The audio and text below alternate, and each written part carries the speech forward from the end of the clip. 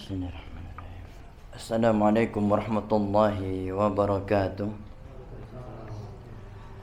Innal hamdalillah nahmaduhu wa nasta'inuhu wa nastaghfiruh wa natubu ilayhi wa na'udzu billahi min shururi anfusina wa sayyiati a'malina.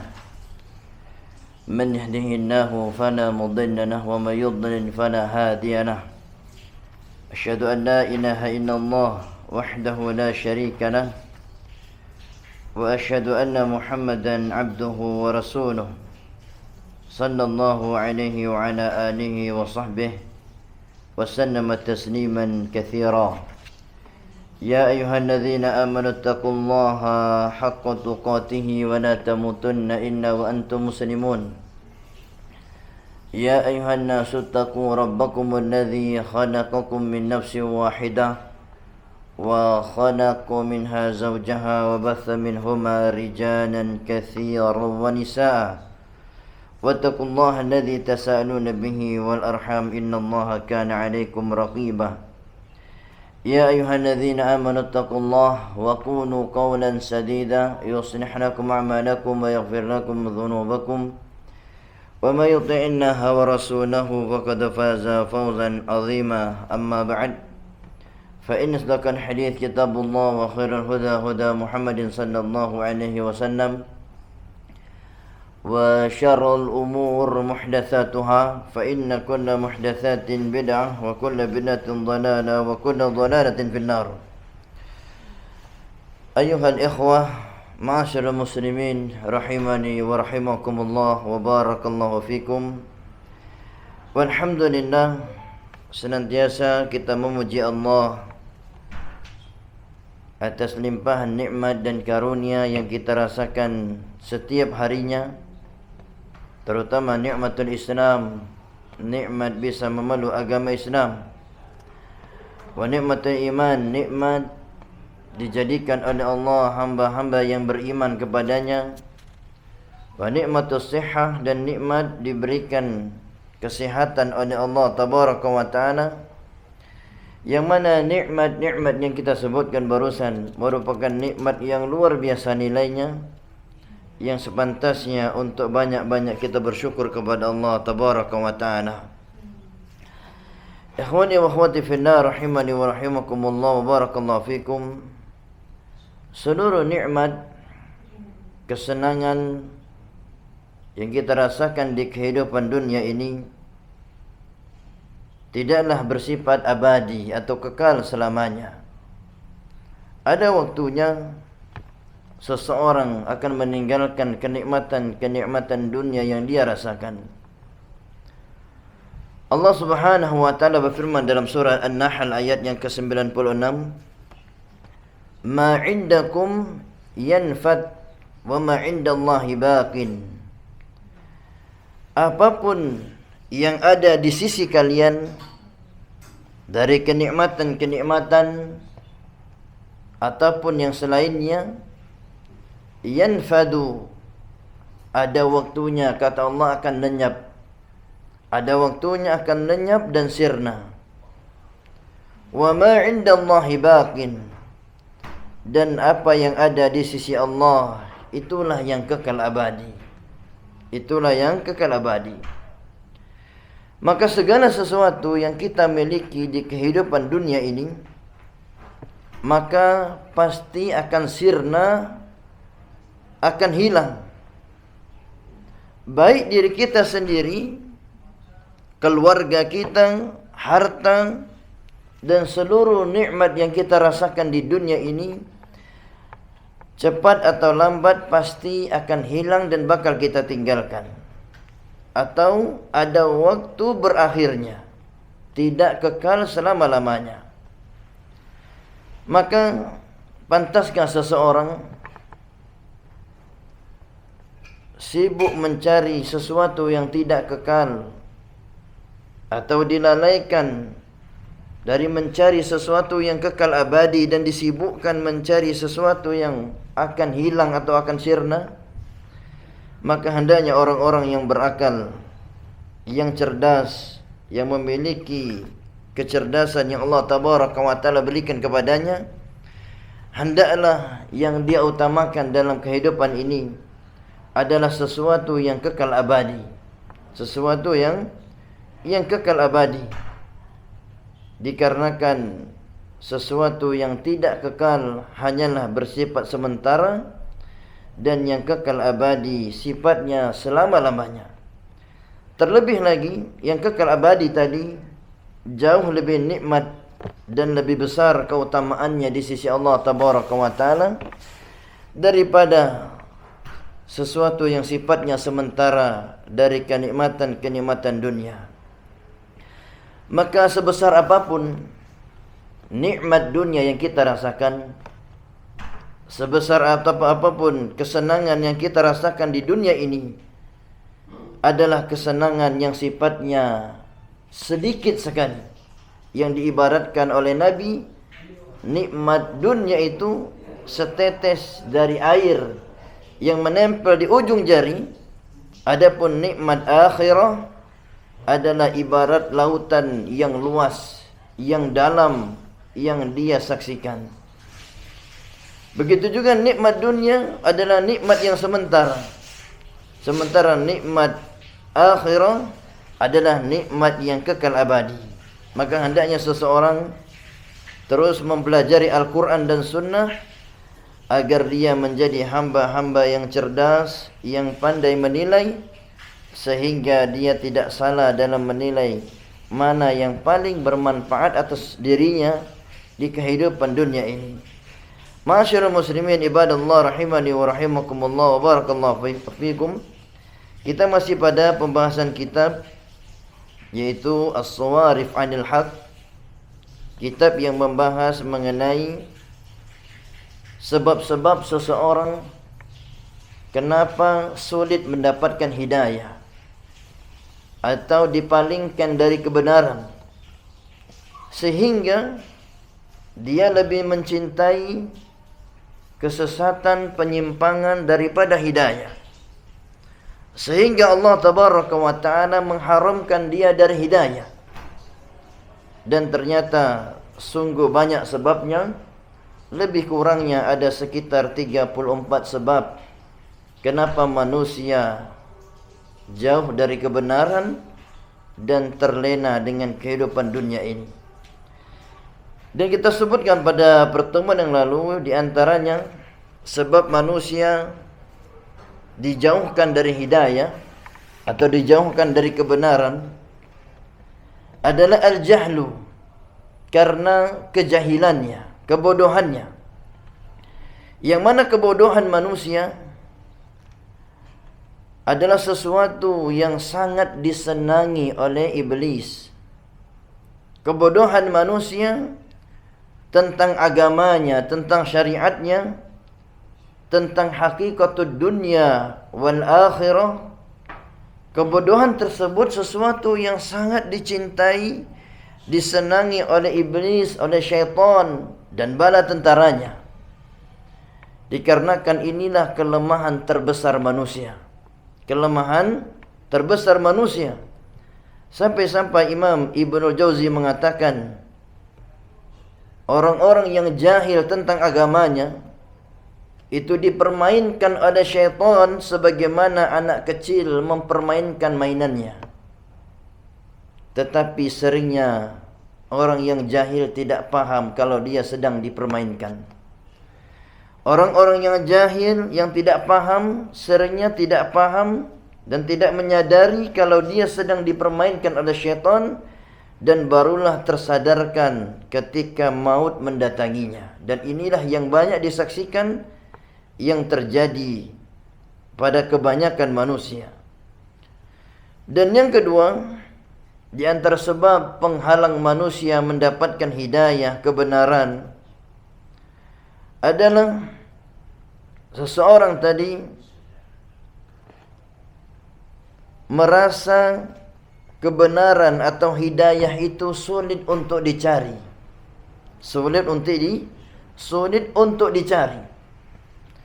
Sehingga dia merasa sulit, susah, yang menyebabkan dia tidak bersemangat mencari hidayah tadi. Tidak bersemangat dan akhirnya dia merasa tidak mampu mendapatkannya, bahkan tidak mempelajari hidayah sama sekali dan mencukupkan dengan apa yang dia miliki. Kemudian yang ketiga di antara sebab seseorang terhalang dari hidayah dan kebenaran adalah ketika dia merasa dirinya telah mendapatkan hidayah. Dia merasa dirinya telah berada di atas petunjuk. Dia merasa dirinya telah mendapatkan kebenaran. Sehingga orang-orang yang seperti ini terhalang dari hidayah, terhalang dari mencarinya, terhalang dari mendapatkannya. Hal ini sebagaimana yang telah terjadi pada orang-orang yang pertama adalah Al-Khawarij. Al-Khawarij, yang mana Al-Khawarij ini adalah kelompok sesat yang telah diponis kesesatannya oleh Rasulullah sallallahu alaihi wasallam. Yang sampai-sampai Nabi pernah mengatakan, seandainya kelompok ini keluar sementara aku masih hidup, kata Nabi, maka akulah yang akan memeranginya. Padahal kalau dikatakan apakah kelompok ini merasa dia salah? Ternyata dia merasa berada di atas kebenaran. Disebutkan dalam sebuah hadis Nabi mengatakan, yamrukuna minad-din, mereka keluar dari agama sebagaimana keluar anak panah dari busurnya dengan melesat cepatnya. Bahkan disebutkan oleh Nabi, mereka beribadah kepada Allah sampai-sampai Nabi mengatakan, seandainya para sahabat melihat ibadah mereka, maka para sahabat akan minder karenanya. Sampai-sampai dikatakan lutut mereka itu kapalan, saking seringnya digunakan untuk siap-siap untuk sujud. Sampai-sampai keningnya kapalan karena seringnya sujud. Sampai-sampai matanya cekung, kurusnya karena seringnya berpuasa. Tetapi Nabi mengatakan mereka terjatuh dalam penyimpangan dan kesesatan. Sebabnya kenapa demikian? Karena mereka merasa telah mendapatkan hidayah, merasa telah berada di atas kebenaran dengan banyaknya salat mereka, merasa telah mendapatkan petunjuk dengan banyaknya puasanya, sedekahnya atau ibadahnya. Karena perasaan seperti inilah yang akhirnya mereka berada di atas penyimpangan dan kesesatan sampai matinya. Dan juga contoh yang kedua, terhalang dari hidayah karena merasa telah mendapatkan hidayah atau kebenaran. Contoh yang kedua adalah yang dialami oleh orang-orang Yahudi. Orang-orang Yahudi ini, kenapa mereka disebut oleh Allah dalam Al-Quran kelompok-kelompok yang sesat, agama-agama yang menyimpang? Begitu juga orang Nasrani disebut dengan penyimpangan oleh Allah Tabaraka wa Ta'ala. Apa sebabnya? Karena mereka merasa telah mendapatkan hidayah. Maka ketika datang petunjuk dari Allah, dari Rasulnya, orang Yahudi ini tidak mau menerimanya dan merasa dirinya telah berada di atas kebenaran, yang mengakibatkan menolak kebenaran yang datang kepadanya. Sampai-sampai mereka mengatakan, sesungguhnya kamilah yang masuk surga. Saking percaya dirinya, seakan-akan kebenaran itu telah berada di tangannya. Yang akhirnya Allah haramkan mereka dari hidayah yang sebenarnya sampai matinya, sampai datang ajal menemui mereka orang-orang Yahudi dan Nasrani. Kemudian berikutnya di antara penghalang hidayah adalah ketika seseorang tidak ada kesungguh-sungguhan mencarinya, tidak ada usaha. Padahal Allah perintahkan kita di dalam salat untuk sungguh-sungguh berdoa minta hidayah. Tetapi yang jadi masalah hanya sungguh-sungguh dalam doa saja, tetapi dalam usahanya tidak menampakkan kesungguh-sungguhan. Kalau ditanya, Berapa kali kita minta hidayah dalam Al-Quran? Minimal 17 kali dalam surah Al-Fatihahnya, dalam sehari semalam. Kalau ditambah dengan duduk antara dua sujud, Rabbighfirli warhamni wajburni wahdini wa'afini wa'fu anni. Kalau ditambah dengan duduk antara dua sujud, manusia itu minimal dalam sehari semalam meminta hidayah 34 kali. Kalau ditambah dengan salat sunnah dikali 2 saja, bisa sampai 68 kali minta hidayah sehari semalam. Begitu banyaknya manusia minta hidayah sehari semalam, sampai 68 kali. Di surah Al-Fatihah minta hidayah, ketika duduk antara dua sujud wahdini, minta hidayah juga. Kalau di Al-Fatihah ihdinas siratal mustaqim, kalau di duduk antara dua sujud wahdini, berilah kami hidayah. 68 kali bisa dalam sehari semalam. Bahkan bisa lebih dari 68 kali. Hanya saja manusia tidak memahami maksud dari Allah memerintahkan untuk banyak meminta hidayah. Hanya sekedar mengucapkan saja, tetapi tidak ada kesungguh-sungguhan mencarinya. Kita saja dalam kehidupan dunia ini makan hanya 3 kali, tetapi Allah memerintahkan kita minta hidayah sampai 68 kali, atau bisa lebih dalam sehari semalam. Tetapi yang disayangkan, manusia tidak bersungguh-sungguh mencarinya, tidak serius, sehingga tidak jarang kita saksikan diri-diri kita masing-masing lalai, tenggelam dalam kelalaian dan tenggelam dalam nikmat yang sesaat.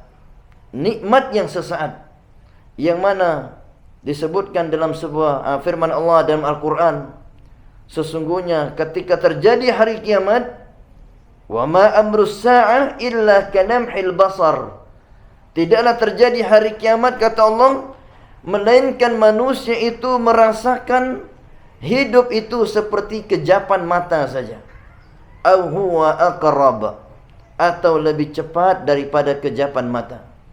Dalam ayat yang lain Allah mengatakan seperti waktu duha atau sorenya saja. Tetapi walaupun demikian, manusia lebih serius mencari kehidupan dunia seakan-akan kekal selamanya, dan tidak serius mencari akhiratnya seakan-akan akhirat itu hanya sesaat. Kebalikannya. Jadi hendaknya seseorang bersungguh-sungguh mencari hidayah, dan jangan merasa malas dan merasa lemah dalam mencari hidayah. Sebagaimana kita saksikan manusia mencari dunia begitu kerja keras. Apakah kita kalah semangat dengan pencari dunia? Hendaknya dalam mencari dunia katanya seimbang, tetapi kenyataannya tidak bisa dikatakan seimbang. Justru kita lebih semangat mencari dunia daripada akhiratnya. Kemudian di antara sebab penghalang hidayah adalah seseorang memiliki ketakutan kepada teman-temannya, ketakutan kepada keluarganya, ketakutan kepada orang-orang yang ada di sekitarnya.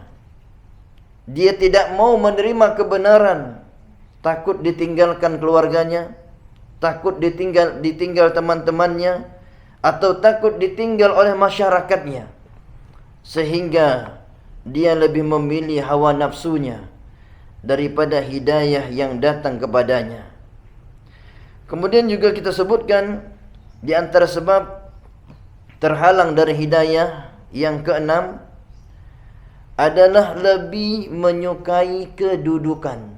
Lebih menyukai kedudukan, yang mana disebutkan oleh Abul Wafa Ali bin Aqil Al-Hambali, al-mahabbatur ri'asa wal mailu ila dunya wal mufakharah wal mubahah biha.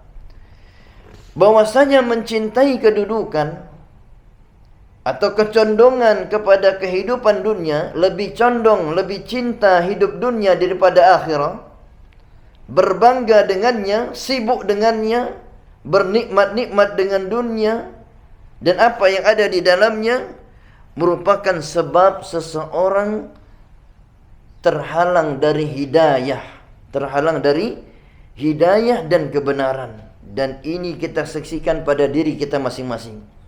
Ketika kita sibuk dengan perkara dunia kita terkadang lupa bahwasanya tujuan hidup kita adalah agar beribadah kepada Allah. Yang akhirnya aktivitas-aktivitas kita bukan lagi karena Allah, tapi semata-mata mencari kesenangan dunia. Padahal dunia hanyalah sementara. Kemudian yang berikutnya di antara sebab seseorang terhalang dari hidayah, yang ketujuh adalah taklid. Taklid.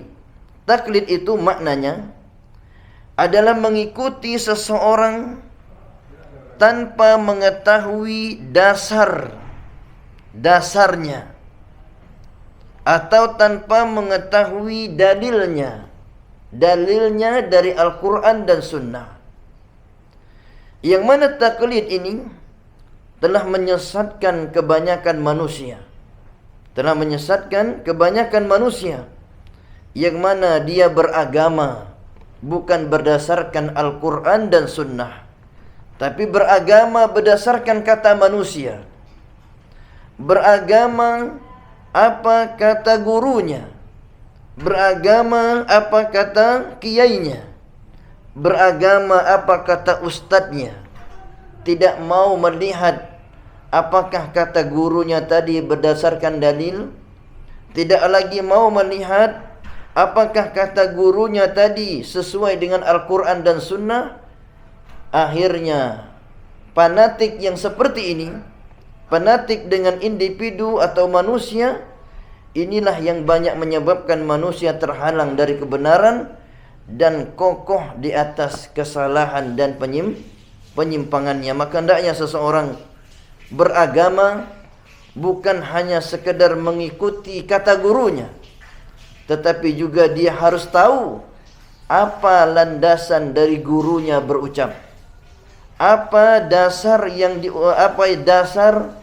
digunakan oleh gurunya, apakah Al-Quran atau Sunnah, sehingga dia tidak fanatik, ta'assub dengan apa yang diucapkan gurunya, yang mana ucapan manusia itu bisa benar dan bisa terjatuh dalam kesalahan.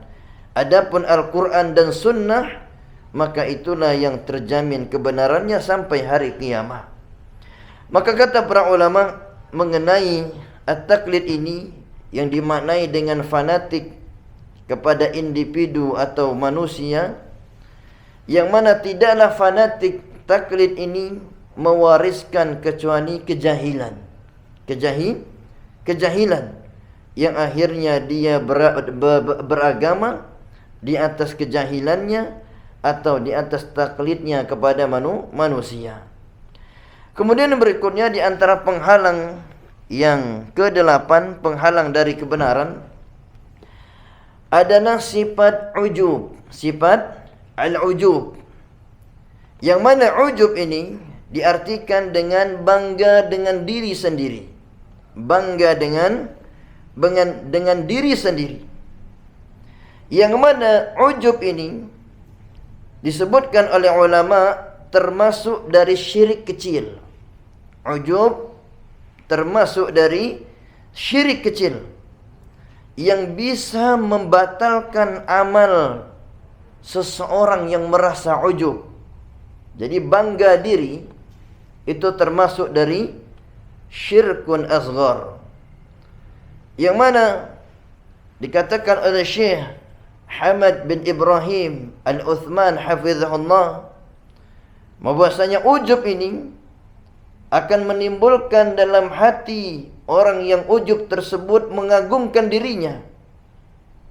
Ketika dia mengagungkan dirinya sendiri, maka dia merasa gembira dengan kelebihan-kelebihan yang dia miliki. ketika dia merasa dirinya memiliki kelebihan-kelebihan, akhirnya dia merasa cukup dan tidak lagi mau menerima kebenaran atau hidayah yang datang kepadanya. Tidak lagi mau menerima hidayah kebenaran yang datang padanya. Mungkin dia merasa sudah punya titel misalnya. Mungkin dia merasa sudah punya gelar. Mungkin gelar LC misalnya, atau MA, atau doktor atau yang semisalnya. Yang mana gelar-gelar ini terkadang bisa menimbulkan ujub dalam hati seseorang. Maka ketika datang kebenaran disampaikan oleh orang lain, hidayah datang kepadanya, karena ujub dengan gelar-gelar yang dia miliki, maka sifat ujub ini menghalangi hidayah sampai ke dalam hatinya. Bahkan dia tidak segan-segan menolaknya. Kemudian berikutnya di antara penghalang hidayah yang ke-9 adalah kesombongan. Yang mana kesombongan inilah yang menghalang iblis untuk taat kepada Allah. Sombong yang menghalang iblis untuk taat kepada Allah ketika diperintahkan untuk sujud kepada Nabi Adam alaihi salam. Yang mana ketika iblis diperintahkan oleh Allah untuk sujud, dia mengatakan, qala ana khairun minhu, aku lebih baik daripada Adam alaihi salam. Kesombongan pada iblis yang akhirnya dia menjadi makhluk yang durhaka kepada Allah, menolak kebenaran, menolak petunjuk, ketaatan dari Allah tabaraka wa ta'ala. Kemudian di antara penghalang hidayah yang ke-10 adalah al-hasadu, sifat hasad. Sifat hasad, yang mana hasad ini telah menghalangi orang-orang Yahudi menerima Islam. Hasad ini telah menghalangi orang-orang Yahudi menerima Islam, menerima ajaran Islam, menerima agama yang dibawa oleh Nabi kita Muhammad sallallahu alaihi wasallam, karena mereka merasa nabinya bukan dari Bani Israel. Ternyata nabi yang terakhir datang dari Bani Ismail, bukan datang dari Bani Israel. Sehingga mereka merasa hasad, merasa tidak suka kalau kemuliaan itu didapatkan oleh Bani Ismail. Mereka inginnya kemuliaan itu didapatkan oleh Bani Israel. Karena hasad inilah, merasa tidak senang Bani Ismail lebih mulia, merasa tidak senang Bani Ismail mendapatkan kemuliaan kenabian dari keturunannya. Akhirnya orang-orang Yahudi membenci kenabian tersebut, dan kebencian ini dibangun atas dasar hasadnya, yang akhirnya orang-orang Yahudi terhalang dari hidayah karena hasad yang ada pada diri-diri mereka. Begitu juga sekarang ada sebagian orang-orang menolak kebenaran. Ketika ada orang lain menyampaikan kebenaran hidayah kepadanya, dia menolaknya. Karena dia menganggap kalau saya terima kebenaran ini, sama saja saya dengan mengangkat derajatnya di depan manusia, atau yang semisalnya. Sehingga karena dia tidak suka orang lain mendapatkan kemuliaan karena kebenaran yang dia bawa, akhirnya dia lebih rela menolak kebenaran tadi karena hasadnya, kebencian, khawatir nanti orang tersebut yang menyampaikan kebenaran lebih mulia dari dirinya. Dan ini banyak kita saksikan dan banyak terjadi di tengah-tengah kaum muslimin, di tengah masyarakat yang menolak kebenaran, khawatir nanti kalau dibenarkan ucapan yang menyampaikan kebenaran tadi, dia lebih mulia, dan akhirnya yang menerimanya terkesan lebih rendah. Kemudian penghalang yang ke-11 dari menerima kebenaran adalah al-hizbiyah, Al-Hizbiyah. Hizbiyah ini adalah fanatik golongan. Fanatik golongan. Yang mana dia memandang kebenaran itu hanya ada pada golongannya. Dia memandang hidayah itu hanya datang dari golongannya saja. Sehingga dia tidak mau menerima apa yang disampaikan golongan lain atau kelompok lain atau orang lain. Sampai-sampai dia membangun loyalitasnya, membangun kecintaannya, membangun kebencian permusuhannya berdasarkan golongannya. Kalau satu golongan, maka dia cinta kepadanya. Kalau tidak satu golongan, maka kita tidak saling mencintai atau bermusuhan atau saling membelakangi. Dan ini telah terjadi di tengah-tengah kaum muslimin. Padahal Islam itulah sebenarnya yang menjadi penyatu kaum muslimin, bukan golongan. Agama Islam itu sendiri yang seharusnya menjadi penyatu kaum muslimin, bukan kelompok atau partai, bukan golongan. Maka janganlah seseorang membangun loyalitasnya, permusuhannya, kebenciannya, kecintaannya berdasarkan fanatik golongan. Hendaklah dia membangun itu semua berdasarkan keislaman dan keimanan. Selama dia muslim, kita loyal kepadanya. Selama dia beriman kepada Allah, kita loyal kepadanya. Bukan loyalnya berdasarkan kelompok atau golongan. Dan inilah yang banyak terjadi di saat-saat ini. Ketika persaudaraan, loyalitas, kebencian tidak lagi dibangun di atas keislaman, tetapi dibangun di atas kepentingan kelompoknya atau organisasinya, yang akhirnya ketika hidayah datang dari yang lainnya, karena bukan dari kelompoknya, hidayah tadi tertolak, ditinggalkannya, dan dia lebih mementingkan hawa nafsunya, hawa nafsu fanatik golongan yang ada pada dirinya.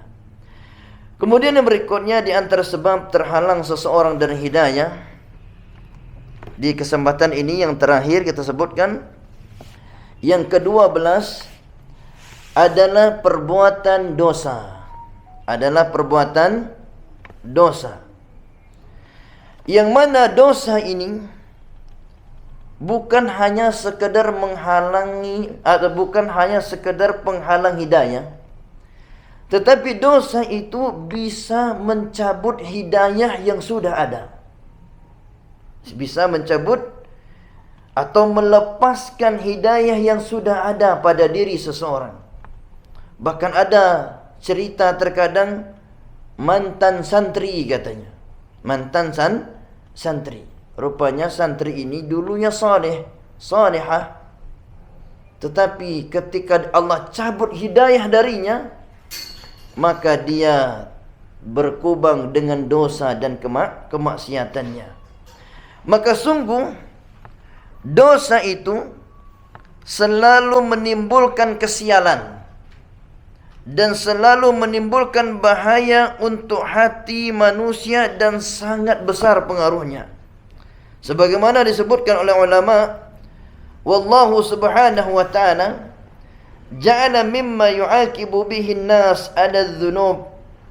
Sesungguhnya Allah memberikan sanksi, hukuman kepada manusia akibat dosa-dosanya. Di antara bentuk hukumannya adalah menghalangi hidayahnya. Yang kedua, mencabut hidayah yang telah ada dalam hatinya. Makanya kalau kita mungkin ketika di bulan Ramadan semangat beribadahnya, atau kemarin 2 hari yang lalu kita semangat beribadah, tiba-tiba 2 hari kemudian timbul kemalasan. Yang biasanya solat duhanya tinggal, biasanya solat witirnya tinggal, biasanya solat tahajudnya tinggal, biasanya rajin ke masjidnya tinggal, biasanya rajin baca Al-Quran, baca Qurannya tinggal semua. Kalau ditanya apa sebabnya, maka sadarilah itu tanda Allah mencabut hidayah dari dirinya. Yang biasanya baca Al-Quran semangat, tidak baca Al-Quran sama sekali, itu tanda Allah cabut hidayah darinya. Tetapi manusia kadang tidak menyadari kalau Allah sedang mencabut hidayahnya. Tetapi manusia seringnya tidak menyadari kalau Allah sedang mencabut hidayah darinya. Dan juga di antara tanda-tanda Allah mencabut hidayah dari seseorang, ketika dia coba-coba menyimpang, coba-coba berbuat dosa, Allah tambah dia berpaling. Dan Allah tambah dia untuk berbuat dosa yang berikutnya. Sebagaimana firman Allah dalam surah dalam Al-Quran, "Falamma zaghu azaghallahu qulubahum." Maka ketika mereka menyimpang, berbuat dosa, kami tambah dosanya, kami tambah penyimpangannya. Fi qulubihim maradun, di dalam hati mereka ada penyakit dosa. Fazadahumullahu maradha, dan kami tambah dosanya.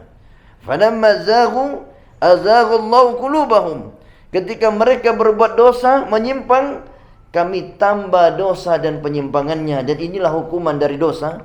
Di antara hukuman dosa, kata Imam Ibnu Katsir, adalah dosa lagi setelahnya. Dan itu ketika berbuat dosa yang setelahnya, tanda dari Allah cabut hidayah dari hatinya. Maka hendaknya seseorang berhati-hati dari yang namanya az-dzunub, perbuatan dosa ini, yang mana dosa ini sangat berbahaya. Bahkan kalau dibandingkan dari seluruh penyakit-penyakit jasad yang ada, tidak ada yang lebih berbahaya daripada dosa seseorang. Dibandingkan dengan penyakit stroke misalnya, atau jantung misalnya, atau penyakit diabetes atau yang semisalnya, atau COVID sendiri, semua penyakit jasad, kalau dibandingkan dengan pengaruh dosa pada hati seseorang, itu jauh lebih membahayakan pengaruh dosa pada hati seseorang, bahkan pada jasadnya. Yang mana kata para ulama, manusia itu dengan dosa bisa mengalami kematian sebelum kematian yang sebenarnya. Bahkan Allah Subhanahu wa taala sebutkan dalam Al-Quran, mereka itu mayat-mayat yang berjalan, mayat-mayat yang hidup. Apa maksudnya? Bahwasanya dosa itu mematikan seseorang sebelum kematian yang memasukkan ke dalam lubang kuburannya. Maka orang-orang yang bergelimangan dengan dosa, maka mereka telah mematikan hatinya. Maka dia berjalan di atas dunia ini seperti mayat yang berjalan, yang tidak memiliki kehidupan di dalam hatinya, dikarenakan dosa-dosa yang dia kerjakan. Kemudian yang terakhir, yang keberapa, yang ke-13 di antara penyebab terhalang dari hidayah adalah seseorang lalai dari meminta hidayah kepada Allah Tabaraka wa Ta'ala. Lalai dari meminta hidayah, yang mana kita ini sering meminta hidayah, hanya saja memintanya tidak sesuai dengan usaha yang dijalankan. Wa yanbaghi ayasta'ina 'ala dzalika bidu'aillah. Hendaknya seseorang meminta hidayah dengan serius. Jadi ketika kita baca Al-Fatihah, ihdinas siratal mustaqim, dengan serius. Setelah meminta hidayah dengan serius, hendaknya dia berusaha dengan serius. Dengan serius meminta, dengan berusaha dengan serius, dengan mengerahkan seluruh kemampuannya. Begitulah meminta hidayah. Maka kalau kita tidak serius dalam berdoa, tidak serius dalam berusaha, maka kita termasuk dari orang yang dikatakan lalai dalam berdoa. Sebagaimana disebutkan dalam sebuah hadis, Allah senantiasa mengabulkan doa hamba-hambanya selama tidak lalai, kata Nabi. Apa makna lalai di sini? Di antara maknanya tidak memahami doanya, tidak serius dalam berdoa, dan tidak serius dalam berusaha untuk mencapai apa yang dia minta kepada Allah tabaraka wa ta'ala. Dan insyaAllah pada pertemuan yang berikutnya kita sebutkan penghalang hidayah dari 14 sampai 20-nya atau 25 dari penghalang-penghalang hidayah. Maka itulah yang bisa kami sampaikan pada pertemuan saat ini. Maka dari 13 tersebut hendaknya kita berusaha membuangnya dari diri kita masing-masing.